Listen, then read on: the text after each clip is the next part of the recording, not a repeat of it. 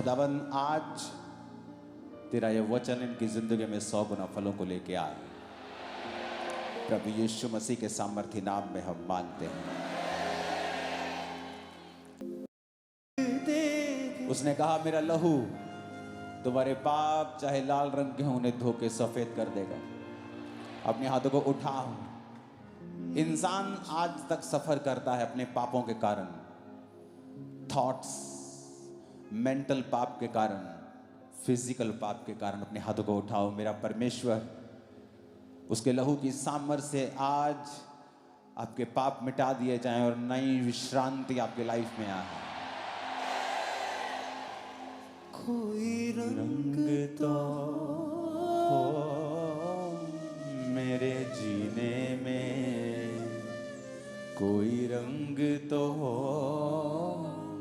मेरे जीने में, तेरा खून बहे मेरी रग रग में, तेरा खून बहे मेरी रग रग में, तेरा दिल धड़के मेरे सीने में, मुझे अपने हाथों को उठाओ। Thank you Jesus.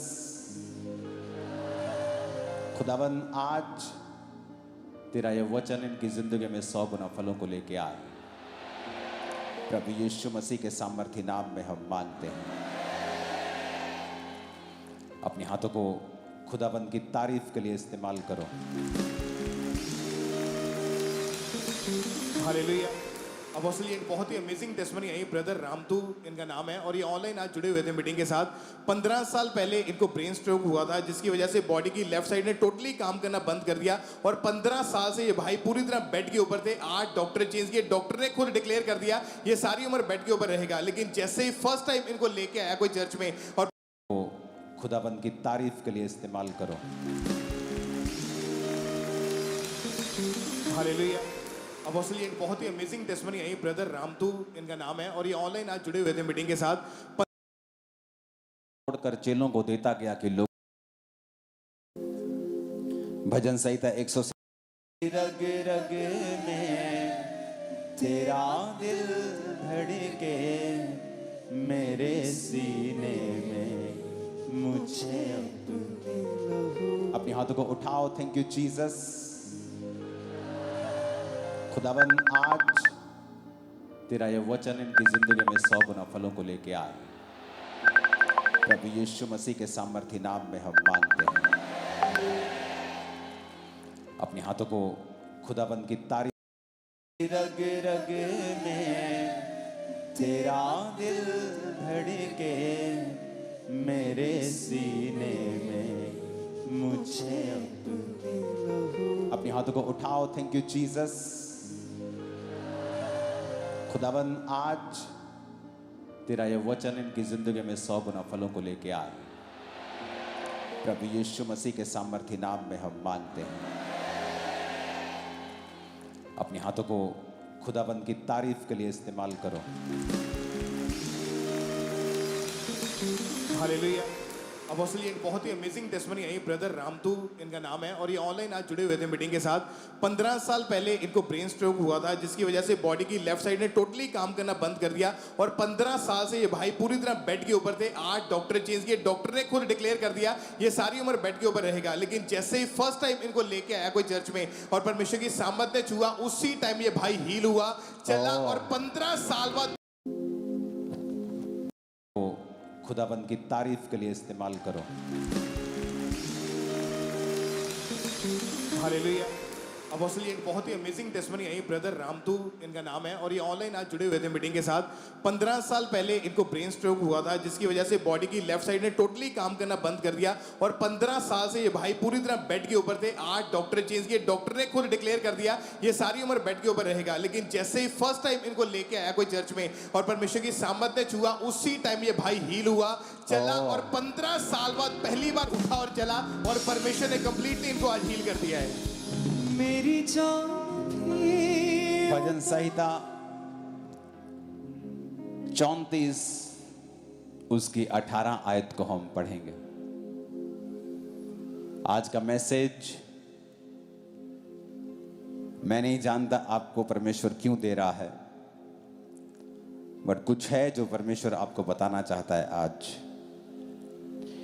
यहोवा टूटे मन वालों के समीप रहता है और पिसे हुओं का उद्धार करता है। भजन संहिता 51 उसकी 17 में लिखा है, टूटा मन परमेश्वर के योग्य बलिदान है। हे परमेश्वर, तू टूटे और पिसे हुए मन को तुच्छ नहीं जानता।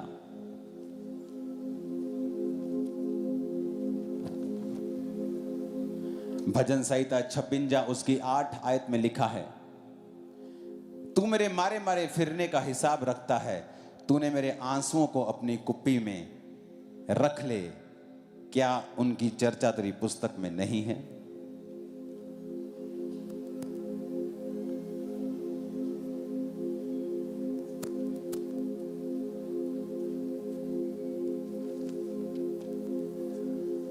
भजन संहिता 147 उसकी 3 आयत में लिखा है, वह खेदित मन वालों को चंगा करता है और उनके शोक पर मरहम पट्टी बांधता है।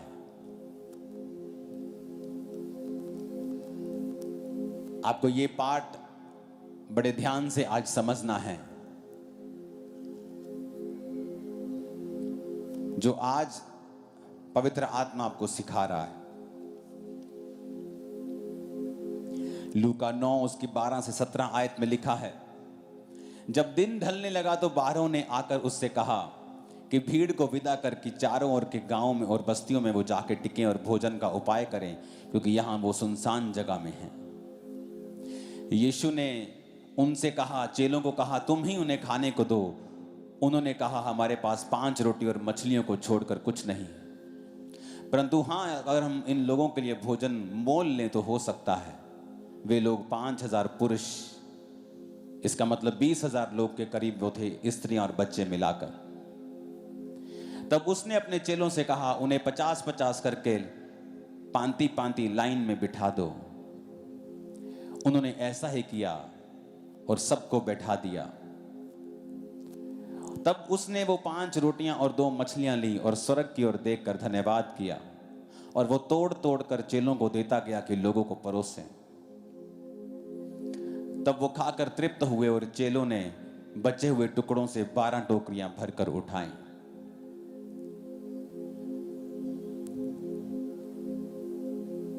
जब आप किसी व्यक्ति को आज देखते हैं मजबूत, स्ट्रॉन्ग क्रिश्चियनिटी में, उसे ऐसा मत देखें जैसा कि आप देख रहे हैं, क्योंकि वचन कहता है कि परमेश्वर ने हजारों लोगों को खिलाने से पहले 5 रोटियों को लिया और उन्हें तोड़ा। अगर यीशु मसीह उन 5 रोटियों को 20,000 बंदों को खिलाकर 12 टोकरियां भर के उठा सकते हैं, तो यीशु मसीह के पास इतनी ताकत भी थी कि वो उन रोटियों को बिना तोड़े बढ़ा सके। अगर वो 5 रोटियों को तोड़कर बढ़ा सकता है, तो उसमें इतनी ताकत थी कि वो 5 रोटियों को बिना तोड़े भी कह सकता था कि इन्हें ले जाओ और ऐसे ही लोगों को बांटो, और जब तुम बांटोगे ये बढ़ती जाएंगी। पर जीसस क्राइस्ट ने उनको कहा कि लाओ वो रोटियां मुझे दो, और बाइबल कहती जीसस ने वो रोटियों को तोड़ा। उसने उस ब्रेड को ब्रेक किया और वो तोड़ तोड़ कर चेलों को देता गया और वो लोगों को बांटते गए। लोग हैरान हुए कि 20,000 लोग वहां पे मौजूद हैं और किसी का भी पेट खाली नहीं है। सब तृप्त हुए, ओवर खाया सबने। कोई 2 रोटी खाता, उसने 4 खाई। सबने ओवर खाया और 12 टोकरियां फिर भी भर गई। कई बार आप अपने जीवन में सामना करते हैं टूटे हृदय का। आपकी लाइफ में घटनाएं होती हैं। क्रिश्चियन होने के बावजूद भी आप ये मत समझें कि आप पानी में नहीं जाएंगे या आग में नहीं जाएंगे। वचन कहता है तू पानी में होकर जाएगा लेकिन तू वहां डूबेगा नहीं। तू आग में से होकर जाएगा लेकिन वो आग तुझे जला ना पाएगी। परमेश्वर कहता है कि वो टूटे मन वालों के समीप रहता है। आज बहुत से लोग हैं जिनका हृदय ब्रेक होता है, टूटता है, अपने परिवार की वजह से, अपने फाइनेंस की वजह से, अपनी सेहत की वजह से। तो अगर आप क्रिश्चियन हैं तो आपको घबराने की जरूरत नहीं है, आपको वरी करने की जरूरत नहीं है, क्योंकि जब वो आपको ब्रेक करता है, जब वो आपको तोड़ता है, वो आपको फैलाता है, और इतना फैलाता है कि आप इमेजिन नहीं कर सकते, आप खुद नहीं फैल सकते। ये परमेश्वर की हॉबी है कि वो टूटे हुए चीजों का इस्तेमाल करता है। जब सैमसंग ने गधे की टूटी हुई हड्डी के साथ 1000 पुरुषों को मारा था, तो ये एक मैसेज था कि परमेश्वर किसी भी टूटी चीज का इस्तेमाल कर सकता है। क्योंकि जब आप टूटते हैं, आप ब्रेक होते हैं, लाइफ आप पर हिट करती है, हार्ड, कुछ जबरदस्त आपकी लाइफ में होता है, तो बाइबल कहती है इसको कोई अनोखी बात मत समझो, क्योंकि तुम्हारे परखे जाने से विश्वास उत्पन्न होता है, धीरज उत्पन्न होता है। धीरज को अपना पूरा काम करने दो ताकि तुम सिद्ध और सिथर हो जाओ और तुम में किसी बात की कोई भी घटी ना रहे। याद रखो, आपको फैलाने से पहले परमेश्वर हो सकता है आपको ब्रेक करे। आपको नेक्स्ट लेवल पे लेके जाने से पहले आप परीक्षाओं में से होकर निकलें, क्योंकि ये वाला हिस्सा कोई क्रिश्चियन शेयर करना नहीं चाहता है। जब समय होता है परीक्षाओं का, जब समय आता है कि आपके फेथ को चैलेंज किया जाता है, वो समय होता है प्रार्थनाएं करने का, वो समय होता है परमेश्वर के करीब जाने का, क्योंकि उसके दूर जाने से आपको कोई सल्यूशन मिलने वाला नहीं है। वचन कहता है वो टूटे मन वालों के समीप रहता है। मन दो वजह से टूट सकता है। दाऊद का मन टूटा हुआ था पाप के कारण, क्योंकि जब आप पाप करते हैं आपका मन पिस जाता है। जब आप पाप करते हैं आपको रिजेक्शंस आती हैं, आपकी लाइफ में कठिनाइयां आती हैं, आपकी लाइफ में बड़ी मुसीबतें आती हैं। और फिर वो कहता है परमेश्वर तो टूटे और पिसे हुए मन को तुच्छ नहीं जानता, क्योंकि वो रिपेंटेंस के साथ, तौबा के साथ परमेश्वर के सामने आ रहा था कि परमेश्वर मेरे पापों को माफ कर, टूटे हृदय के साथ, रोने वाले हृदय के साथ कि परमेश्वर मेरे गुनाहों को माफ कर और मुझे फिर से अपनी आत्मा के साथ एक कर, उद्धार का हर्ष मुझे फिर से दे, उदार आत्मा देकर मुझे संभाल। और कई बार परमेश्वर आपको तब भी तोड़ता है जब वो आपको फैलाना चाहता है। आज जो फेथ के जायंट्स आप देखते हैं, जो आप विश्वास के बड़े बड़े हीरो आप देखते हैं, उन्होंने अपने जीवन में टूटे दिलों के साथ वो सालों जिए हैं। दाऊद टूटे हृदय के साथ सालों जिया है। जब एक इतना इंपॉर्टेंट काम उसके घर में हुआ कि परमेश्वर का नबी उनके घर में आया है, आप कैसे भूल सकते हैं अपने बच्चे को? उस देश का एक नबी आपके घर में आया हो और आपने अपने सब बच्चों को बुला लिया हो और आप दाऊद को भूल गए हो, क्योंकि दाऊद एक रिजेक्टेड सन था, एक रिजेक्टेड फैमिली मेंबर था। परमेश्वर जानबूझ के उसके हृदय को तोड़ता था, उसके जानबूझ के हृदय को ब्रेक करता था परमेश्वर शुरू से ही, क्योंकि परमेश्वर टूटे दिलों पर राज्य करता है। परमेश्वर के आज तक जितने भी लोग आप देखेंगे बाइबल में, वो लोग होंगे जिनके हृदय को परमेश्वर ने पहले ब्रेक किया है, जिनके हार्ट को, उनकी लाइफ को ब्रेक किया है, तोड़ा है परमेश्वर ने। कई बार आप बड़े निराश होते हैं जब आपकी फैमिली, आपकी माता पिता या कोई आपका भाई आपसे प्यार नहीं करता। आप निराश होते हैं कोई जब आपको रिजेक्ट करता है, लेकिन आप भूल जाते हैं कि अगर परमेश्वर की योजना आपकी लाइफ में भारी है तो ऐसा होगा। आप रिजेक्ट किए जाएंगे, आप तिरस्कार किए जाएंगे, आपका मन तोड़ा जाएगा, क्योंकि परमेश्वर टूटे दिलों के ऊपर राज्य करता है। और आप देखेंगे क्या होगा।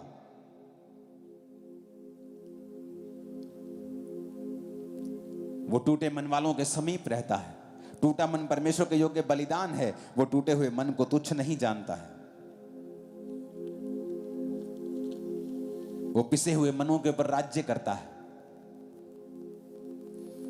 लेकिन आज जब लोगों का मन पिसता है, जब उन्हें फैमिली से रिजेक्शन मिलती है या लाइफ उन पर कोई परीक्षा लेके आती है, वो खुदा से दूर भागते हैं। मैंने देखा है लोगों को खुदा से दूर भागते हैं।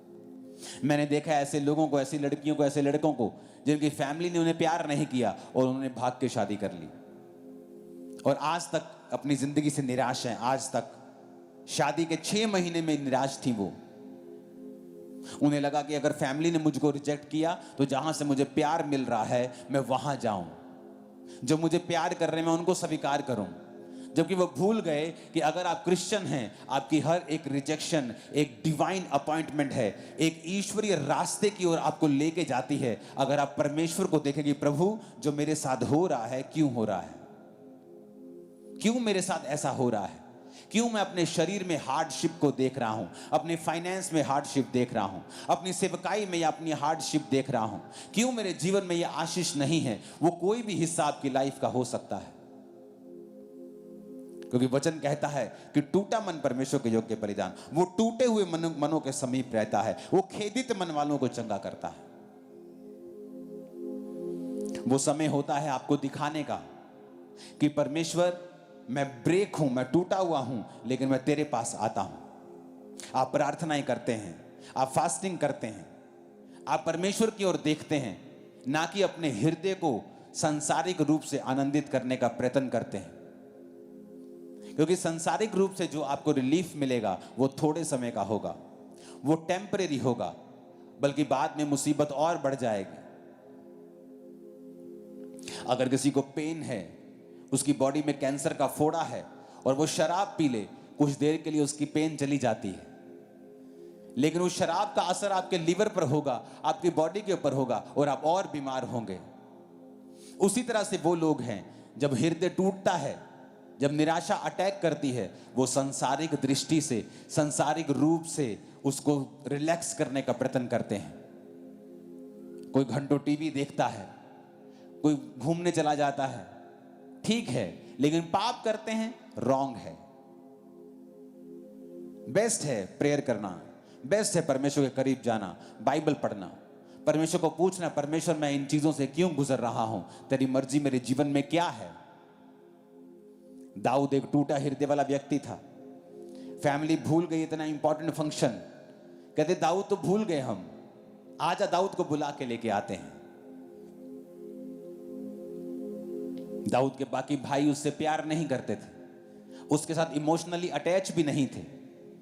जब गोलियत के साथ वो लड़ने के लिए जा रहे थे तो गोलियत, दाऊद उनके पास कुछ खाने की वस्तुएं लेके गया था, तो उनके भाई उसको डांट रहे थे कि तू हमारा तमाशा देखने के लिए यहां पे आया है। कई बार आपकी लाइफ में ऐसी चीजें होती हैं, आप दुखी होते हैं, आप निराश होते हैं, सडनली आपका करीब कोई व्यक्ति आपको हिट करता है, आपको इमोशनली, फिजिकली। वो समय होता है परमेश्वर के करीब जाने का। अगर हन्ना को उसकी सौतन कभी ना चिढ़ाती तो हन्ना सारी उम्र बांझ रहती। अगर वो उससे प्यार करती, हन्ना कोई बात नहीं, मेरे पुत्र भी तेरे पुत्र ने, आ ले जा, एक मेरा मुंडा खड़ा आया कर सारा दिन, हन्ना उसी में खुश रहती कि मैं अपनी सौतन के बच्चे को खिला रही हूं, कोई बात नहीं, परमेश्वर मुझे भी एक दिन दे देगा। लेकिन उस चिढ़ाहट ने जो उसकी सौतन ने उसको दी, हन्ना को प्रवोक किया कि वो परमेश्वर के करीब जाए। कई बार लोगों का चिढ़ाना, कुड़ाना, विरोध करना, यह निशानी नहीं है कि परमेश्वर आपके संग नहीं, बल्कि निशानी है कि वो आपके डबल संग है, ज्यादा आपसे प्यार करता है, वो चाहता है आपको हिला रहा है, वो शेक कर रहा है आपको, वो आपको हिला रहा है कि मेरी ओर देख, मेरी ओर आ। वो उसको चिढ़ाती थी और वो दुखी होती थी, और एक दिन उसने फैसला किया वो जाकर प्रार्थना करेगी।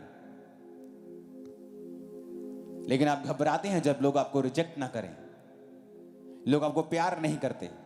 घबराना नहीं है, जीसस की हॉबी है, वो टूटी चीजों को इस्तेमाल करता है। अगर आपका हृदय ब्रेक है, आपकी लाइफ टूटी हुई है, तो याद रखो आपको बढ़ाने से पहले वो आपको तोड़ता है। उस समय आपको कुछ भी अच्छा नहीं लगता, उस समय आपका मन भारी रहता है, लेकिन वो समय होता है जब परमेश्वर आपको सिखाता है। आज जो मसा मेरी लाइफ पर है, ये अब की मेहनत नहीं है, ये वो मेहनत थी जिन दिनों में मैं कंफ्यूज था, जिन दिनों में मुझे लगता था कि मैं जीऊंगा या नहीं जीऊंगा, मसीह में आने के बाद भी सुसाइड करने का मन करता था। फास्टिंग, प्रेयर एवरी डे, रोज एवरी डे काउंसलिंग करता था मैं लोगों की, एवरी डे, एक एक बंदे की एक एक घंटा। उस काउंसलिंग से जो आज मसा मेरी लाइफ में बोलने का मसा है, उस काउंसलिंग से आया है। जो अनॉइंटिंग है उन दिनों में आई है जब मैं निराश था, जब फास्टिंग कर रहा था, अपनी हीलिंग के लिए परमेश्वर में गिड़गिड़ा रहा था, रोज खुदावंद के साथ रोता था, बैठता था, लड़ता था, सीखता था। वो मुझे तोड़ रहा था, मुझे ब्रेक कर रहा था। इमेजिन करो आप क्रिश्चियन बन जाएं, आप घर पे जाएं और आपके माता पिता, आपके भाई आपको बुलाएं ना, आपकी उनके साथ बनती नहीं क्योंकि आप क्रिश्चियन हैं। अब आप समय चर्च को दे रहे हैं और वो आपके साथ अब वो प्रेम नहीं है। आपने अपने दोस्तों को छोड़ दिया है क्योंकि आप चर्च में जा रहे हैं। घर पे भी आपका कोई नहीं है, बाहर भी आपका कोई नहीं है, आप सडनली अकेले हो जाते हैं। आप सडनली संडे चर्च जाते हैं और शाम को अगर आप चर्च जाते हैं, उसके अलावा आपकी लाइफ में फिर कोई काम नहीं है।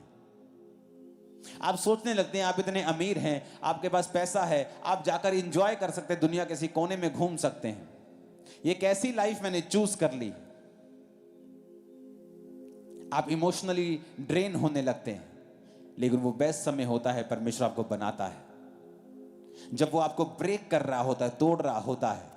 वो राइट टाइम होता है, वो आपको बढ़ा रहा होता है, वो आपको मल्टीप्लाई कर रहा होता है, एक्सपेंड कर रहा होता है, दूसरों को आशीषित करने के लिए आपको तैयार कर रहा होता है। जब वो आपको तोड़े, दुखी मत होना। उस समय आपको डिस्कंफर्ट लग सकता है, आपको असहज महसूस हो सकता है। उस समय वो होता है, आप वेस्ट कर सकते हैं, वो टाइम वेस्ट कर सकते हैं, दुनिया में, पाप में यूज कर सकते हैं। खुदावंद की प्रेजेंस में जाकर, उसकी हुजूरी में जाकर प्रार्थना करके कि इस समय को मुझे इस्तेमाल करना है। ये आपके ऊपर है, आप क्या करते हैं। आप उसे वेस्ट करना चाहते हैं या आप उस टाइम को सही इस्तेमाल करना चाहते हैं। वो टूटे दिलों से प्यार करता है, टूटे दिलों को तुच्छ नहीं जानता। जिनके हृदय ब्रेक होते हैं, अंदर से टूट चुके, पिसे हुए होते हैं। आपको लगता है कि आप बहुत ही आम, बहुत ही पिसे हुए इंसान हैं। वो पिसे हुओं को जितना इस्तेमाल करता है, नॉर्मल को नहीं करता। दाऊद पिसा हुआ था, मूसा उस 40 साल में पिसा, राजकुमार होकर भेड़े बकरियां चराई, जंगलों में रहा, पहाड़ों में रहा। अब्राहम पिसा, अमीर होने के बावजूद अपने देश को छोड़ा और परदेसी होकर रहा। आप देख लो बाइबल के सभी हीरो। पौलुस एक अच्छी संस्था का मेंबर था, पॉलिटिकल संस्था, धार्मिक संस्था का मेंबर था। जीसस के लिए पिसा और परमेश्वर ने उसे इस्तेमाल किया। मैथ्यू एक टैक्स कलेक्टर था, अच्छा पैसा था, पर जीसस के लिए पिसा और इस्तेमाल हुआ। अपनी लाइफ के उस समय को जाया ना करें। जब परमेश्वर आपको ब्रेक कर रहा है, वो आपको तोड़ रहा है, उसकी प्रेजेंस में बैठें, पूछें उससे कि आप क्या करें। वो आपको इतना आशीषित करने वाला है, आपने सोचा नहीं होगा, सोचा भी नहीं होगा।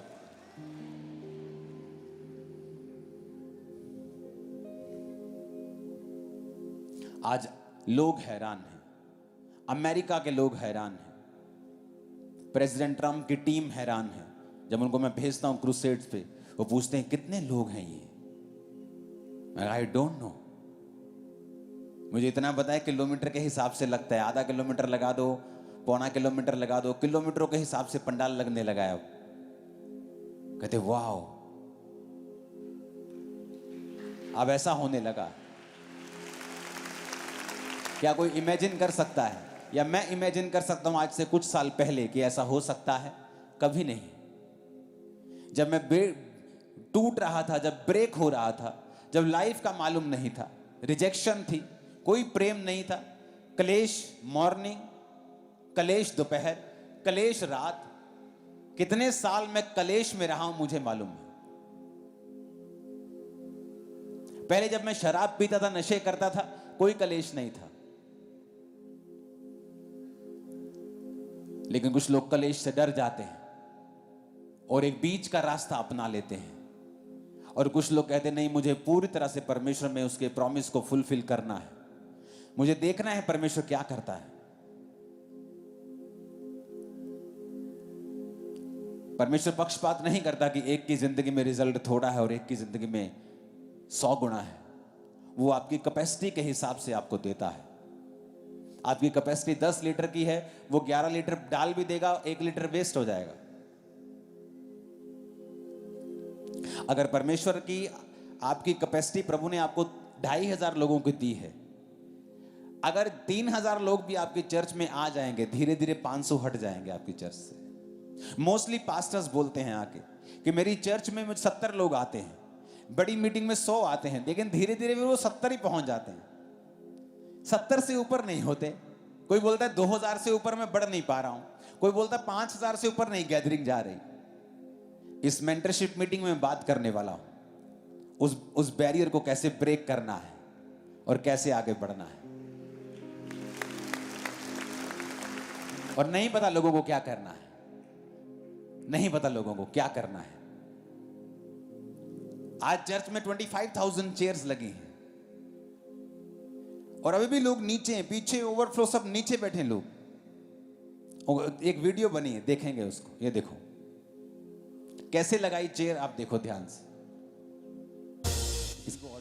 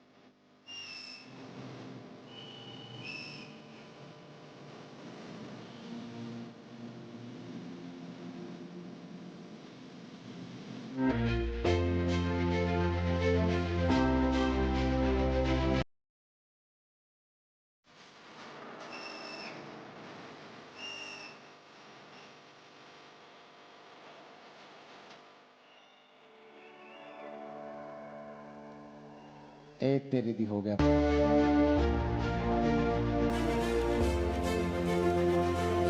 सुनो, अगर आज 50,000 चेयर भी होती तो भी लग जाती,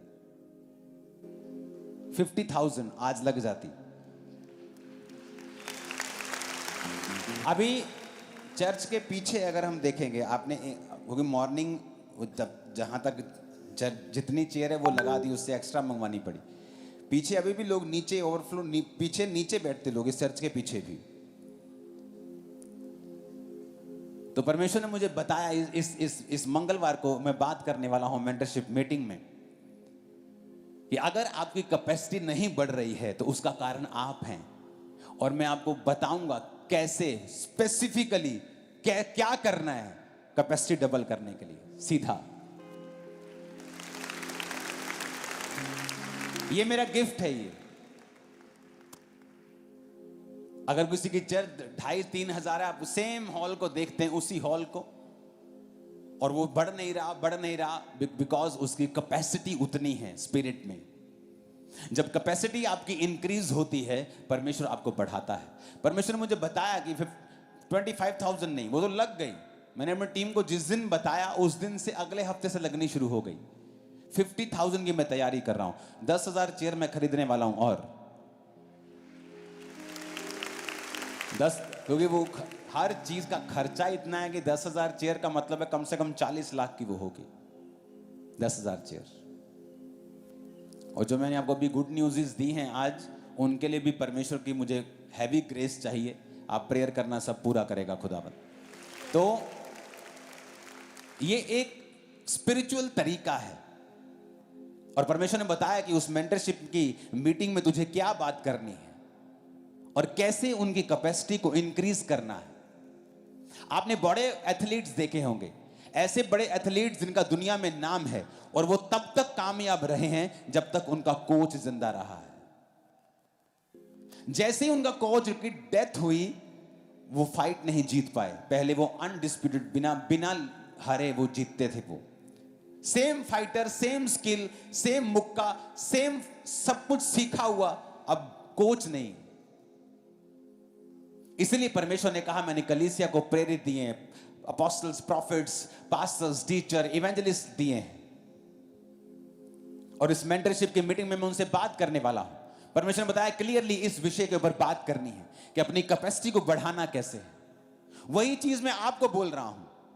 आप बिलीवर हैं, आप परमेश्वर के बच्चे हैं, मैं आपको बता रहा हूं अपने आप को एक्सपेंड कैसे करना है। जब खुदा आपको तोड़े, खुदा आपको ब्रेक करे, लाइफ आपके हाथ से छूटने वाली हो, आपको लगे कि अब सब कुछ बिखर रहा है, सब कुछ पाट कर रहा है, सब कुछ खत्म हो रहा है, नो नो नो, स्टार्टिंग हो रही है।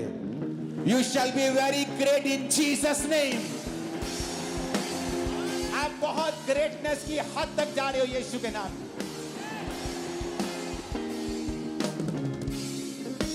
वो आपको तैयार कर रहा है, वो आपको प्रिपेयर कर रहा है।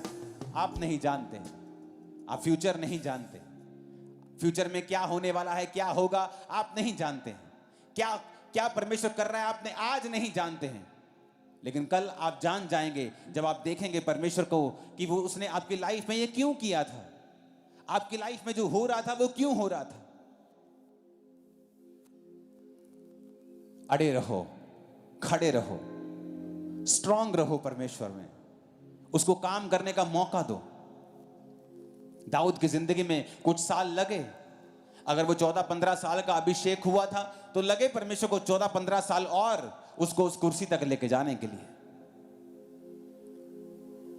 अगर यूसुफ टीन एज से खुदा के साथ था तो उसको लगे 17-18 साल उसको उस प्रधानमंत्री की कुर्सी तक लेके जाने के लिए। खुदा कोई जादू टोने करने वाला टोटका नहीं मारता है कि अगले ही दिन आप राजा बन जाएंगे। वो आपको तैयार करता है, वो स्वेलिंग नहीं देता। सूजता है आदमी एक दिन में इतना बड़ा, 3 फुट से 4 फुट सूज के ही हो सकता है अगले दिन, ग्रोथ से नहीं हो सकता। ग्रोथ आप इंच बाय इंच करते हैं।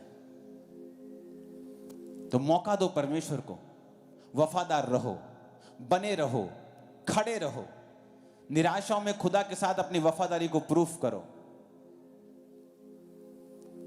हालेलुया। और मेरा बिलीव है वो आपको नेक्स्ट लेवल पे लेके जाएगा।